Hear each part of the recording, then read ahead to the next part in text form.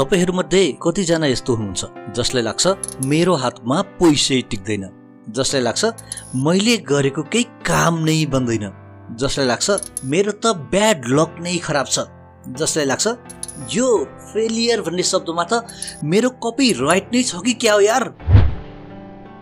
यदि तपाई पनि यस्तै सोच्नुहुन्छ भने मेरो साथी तपाई एकदमै सही ठाउँमा आउनुभयो, किनकि यो भिडियोमा आज मैले यिनै विषयमा चर्चा गर्नेछु। तपाई हामी सबैलाई सफल हुन मन लाग्छ, धनी हुन मन लाग्छ, चिल्लो गाडीमा हिँड्न पाइयोस्, आफ्नो बोस आफै हुन पाइयोस्, कसैको अन्डरमा काम गर्न नपरोस्। आहा, सोच्नुस् त कति मजा आउँछ होला। मैले आज तपाईलाई सफल बनाउने 5 वटा नियमहरू बताउने छु, जसले तपाईलाई पनि सफल बनाउनेछ। तर हामीले बुझ्नुपर्ने कुरा सफल हुनलाई समय लाग्छ, किनकि there is no shortcut to success. त्यसैले यदि तपाई पनि आजैबाट, इनफ्याक्ट अहिलेबाट सफलताको बाटोमा पाइला चाल्न सुरु गर्ने विचारमा हुनुहुन्छ भने भिडियोलाई स्किप नगरी अन्तिमसम्म हेर्नुहोला। साथसाथै भिडियोलाई यहाँसम्म हेरिसक्नु भएको छ भने एउटा सब्स्क्राइब पनि कन्सिडर गर्नुहोला। यसले मलाई यस्तो भिडियो बनाउन धेरै नै मोटिभेट गर्नेछ। तपाईको मात्र एउटा सब्स्क्राइब, जुन तपाईलाई 1 सेकेन्ड पनि लाग्दैन, त्यो गर्नाले मलाई यस्ता हजारौं भिडियो बनाउने जोश जागर आउनेछ। त्यसैले प्लिज सब्स्क्राइब चाहिँ गरिदिनुस्। नम्बर 1, आफ्नो डेली रुटिन बनाउनुहोस्। सफल त्यो मान्छे हुन्छ जो आफ्नो लागि नियम बनाउँछ। नियम बनाउँछ मात्रै हैन, नियमलाई पालन पनि गर्छ। एउटा स्कुलमा बिहान 10 बजेदेखि 4 बजेसम्म टिचिङ हुन्छ। स्कुलको गेट बिहान ठ्याक्कै 10 बजे बन्द हुन्छ। त्यसपछि जोसुकै आओस् गेट खुल्दैन। कसैको लागि पनि स्कुलले नियम परिवर्तन गर्दैन। टिचर्स पनि टाइम भने क्लासमा छिर्छन्, आफ्नो टाइमसम्म मजाले पढाउँछन्। र अर्को स्कुल जहाँ समयको कुनै भ्यालु नै छैन, 10 हैन 11 बजे 12 बजे 2 बजे आए पनि सबैको लागि गेट खुल्ला छ। टिचर्स पनि टाइम टेबल अनुसार होइन, आफ्नो मर्जी अनुसार क्लासमा जान्छन्। त्यो स्कुलमा प्रिन्सिपलले पनि टिचर्सको लागि कुनै नियम बनाएकै छैनन्। अब तपाई तल कमेन्ट गर्नुस्, यो दुईटा स्कुल मध्ये पढाइमा कसको रिजल्ट राम्रो हुन्छ, कसको इम्प्याक्ट राम्रो हुन्छ, पहिलो स्कुल या दोस्रो स्कुल?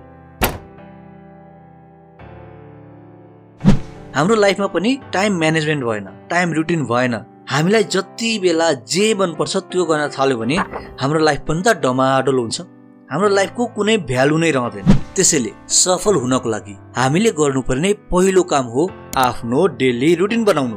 त्यसमा कतिखेर उठ्ने, कतिखेर एक्सर्साइज गर्ने, कति बेला आफ्नो काममा जाने, कति बेला घुम्न जाने, कतिखेर खाने, कतिखेर सुत्ने, यो सब कुराको रुटिन बनाउनु पर्छ। नम्बर 2, दृष्टिकोण बदल्नुहोस्। हामी सफल हुने कि नहुने, धनी बन्ने कि नबन्ने भन्ने कुरा हाम्रो दृष्टिकोणमा भर पर्छ। संसारमा 2 प्रकारका माइन्डसेट भएका मान्छेहरू हुन्छन्, एउटा फिक्स माइन्डसेट र अर्को ग्रोथ माइन्डसेट। फिक्स माइन्डसेट भएका व्यक्तिहरू औसतमा भन्दा पनि कममा आफ्नो पुरै जिन्दगी कटाउँछन् भने ग्रोथ माइन्डसेट भएका मानिसहरू जतिसुकै गरिब भए पनि भविष्यमा सफल र आरामदायक जिन्दगी बिताउँछन्। तपाई जिन्दगीमा कति सफल हुनुहुन्छ भन्ने कुरा तपाई कुनै पनि चिजलाई, कुनै पनि कुरालाई कुन नजरले हेर्नुहुन्छ, कुन दृष्टिकोणले हेर्नुहुन्छ भन्ने कुरामा भर पर्छ। मानौ एउटा गिलासमा आधा भरी पानी राखिएको छ। कसैले तपाईलाई सोध्यो यो गिलासमा आधा भरी पानी छ कि आधा खाली? यसमा तपाईको जवाफ के हुन्छ? यदि तपाईको जवाफ आधा खाली भन्ने भयो भने तपाई फिक्स माइन्डसेट वाला व्यक्ति हुनुहुन्छ, यानि कि तपाई कुनै पनि कुराको नकारात्मक पक्षलाई पहिले हेर्ने खालको व्यक्ति हुनुहुन्छ। यदि तपाईको जवाफ आधा भरी भन्ने हुन्छ भने तपाई ग्रोथ माइन्डसेट वाला व्यक्ति हुनुहुन्छ। यदि तपाई सफल हुन चाहनुहुन्छ भने पहिला आफ्नो माइन्डसेट पनि त सफल हुने खाले राख्नु पर्यो। पहिला आफ्नो माइन्डसेट पनि त पोजिटिभ राख्नु पर्यो। त्यसको लागि तपाईले आफ्नो दृष्टिकोण बदल्नु पर्छ। फिक्स्ड माइन्डसेट वाला व्यक्ति होइन, ग्रोथ माइन्डसेट वाला व्यक्ति बन्नुपर्छ। अब यो ग्रोथ माइन्डसेट वाला व्यक्ति चाहिँ कसरी बन्ने त जान्न चाहनुहुन्छ?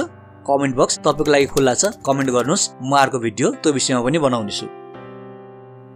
नम्बर 3, स्टार्ट रिडिङ बुक्स, यानि कि किताब पढ्न सुरु गर्नुहोस्। सफल र धनी बन्नको लागि सबैभन्दा महत्त्वपूर्ण कुरा के होला? Healthy mind. जसरी हामी शरीरलाई स्वस्थ बनाउनको लागि नियमित फिजिकल एक्सर्साइज गर्छौं नि, त्यसरी नै माइन्डलाई हेल्दी बनाउनको लागि हामीले रेगुलर मेन्टल एक्सर्साइज गर्नुपर्ने हुन्छ। र मेन्टल एक्सर्साइज गर्ने दुईवटा मात्रै तरिका छन्। 1 मेडिटेसन र 2 बुक रिडिङ। संसारमा जति पनि सफल व्यक्तिहरू छन्, जति पनि धनी व्यक्तिहरू छन् नि, ती सबैमा एउटा कमन ह्याबिट पाउन सकिन्छ, त्यो हो किताब पढ्नु। हामीले के बुझ्नुपर्छ भने नि, सफल हुनको लागि हामीमा एजुकेसन मात्रै भएर हुँदैन, हामीमा नलेज हुनुपर्छ। अनि यो त कमन कुरा नै हो, नलेज गेन गर्ने, ज्ञान आर्जन गर्ने एउटा इफेक्टिभ तरिका भनेकै बुक रिडिङ हो। रिडिङ भन्ने बित्तिकै जस्तो पायो त्यस्तै किताब पढ्ने, जे पायो त्यही पढ्ने चाहिँ होइन नि। फेरि मेरो मतलबमा रिडिङ भन्नाले सेल्फ हेल्प बुक्स पढ्ने भन्ने हो, जुन किताबले हामीलाई इन्स्पायर गर्छ। हामीले त्यस्ता किताबहरू खोजी खोजी पढ्नुपर्छ। हाम्रो यो च्यानलमा किताबको बारेमा एउटा भिडियो मैले अलरेडी अपलोड गरिसकेको छु। भिडियोको लिङ्क म तल डिस्क्रिप्सनमा दिनेछु। तपाईले त्यहाँबाट पनि कुन कुन किताब पढ्ने भन्ने थाहा पाउनुहुनेछ। अब लागौं चौथो नम्बरतिर, आफ्नो आर्थिक म्यानेजमेन्टको प्लानिङ बनाउनुहोस्। ड्राइभर बन्न के गर्नु पर्ला? अभियसली गाडी चलाउन सिक्नुपर्छ। पाइलट बन्न के गर्नुपर्छ? हामी सबैलाई थाहा छ नि, प्लेन उडाउन सिक्नुपर्छ। तपाईलाई लाग्यो होला है म के फन्टुस कुरा गर्दैछु। आउनुस् मेन टपिकमा कुरा गरौँ। जसरी ड्राइभर बन्न गाडी चलाउन जान्नुपर्छ, जसरी पाइलट बन्न प्लेन उडाउन जान्नुपर्छ, त्यसरी नै धनी बन्न धन चलाउन जान्नुपर्छ। गाडी चलाउनै नजानिकन ड्राइभिङ सिटमा बस्यो भने के हुन्छ?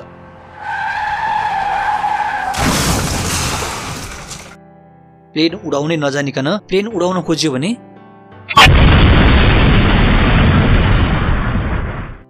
त्यस्तै आर्थिक व्यवस्थापन नै नजानिकन धन चलायो भने के हुन्छ? हाम्रो हातमा पैसा टिक्दैन, हामीलाई गरिबीले सताउँछ। त्यसैले हाम्रो कमाई जति छ त्यही अनुसारको फाइनान्सियल प्लानिङ गर्नुपर्छ। यो फाइनान्सियल प्लानिङ भनेको के हो? हामीले हाम्रो आम्दानी अनुसार आफ्नो आम्दानीको कति प्रतिशत के कुरामा छुट्याउने भनेर गरिएको प्लानिङ नै फाइनान्सियल प्लानिङ हो। एक हिसाबले यो फाइनान्सियल प्लानिङ गर्नु भनेको तपाईले आफ्नो लागि आफैले बजेट भाषण गर्नु सर हो। अब तपाईको बजेट पर्फेक्ट भयो भने तपाईको आर्थिक अवस्था पनि पर्फेक्ट हुन्छ। यदि तपाईको आफ्नो बजेट प्लानिङ राम्रो भएन भने तपाईको अवस्था दयनीय हुन्छ।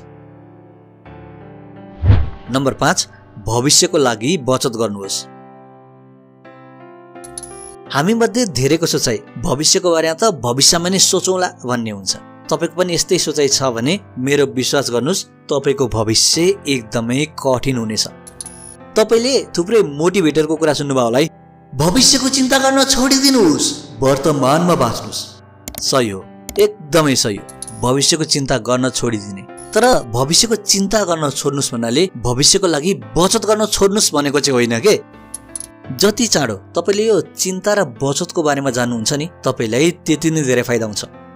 आज तपाईलाई तपाईको आम्दानीको 5% रकमले केही पनि फरक पार्नेवाला छैन, तर तपाईको भविष्यमा वा रिटायर्ड लाइफमा यही आजको 5%ले तपाईलाई धेरै फरक पार्छ। जब तपाईसँग तपाईको रिटायर्ड लाइफमा 1 रुपैयाँ आउँदैन नि, अनि तपाईको दिमागमा आउँछ जुन बेलामा मैले कमाउँथे ती हरेक महिनामा 5% रकम मात्रै राखेको थिएँ भने आज मेरो जिन्दगी नै अलग्गै हुन्थ्यो यार। आफ्नो बुढेसकालमा यो रिग्रेट चाहनुहुन्न भने आजैबाट आफ्नो कमाइको 5% लाई फिक्स्ड डिपोजिटमा जम्मा पार्न सुरु गर्नुहोस्। यो भिडियोमा यति नै। तपाईलाई यो भिडियो कस्तो लाग्यो कमेन्ट गर्न नबिर्सनु होला। र यदि तपाई धनी मानिसहरू कसरी धनी भइराख्छन् भन्ने थाहा पाउन चाहनुहुन्छ भने यो स्क्रिनमा आएको भिडियोमा क्लिक गर्नु होला। म तपाईलाई त्यही भिडियोमा भेट्नेछु।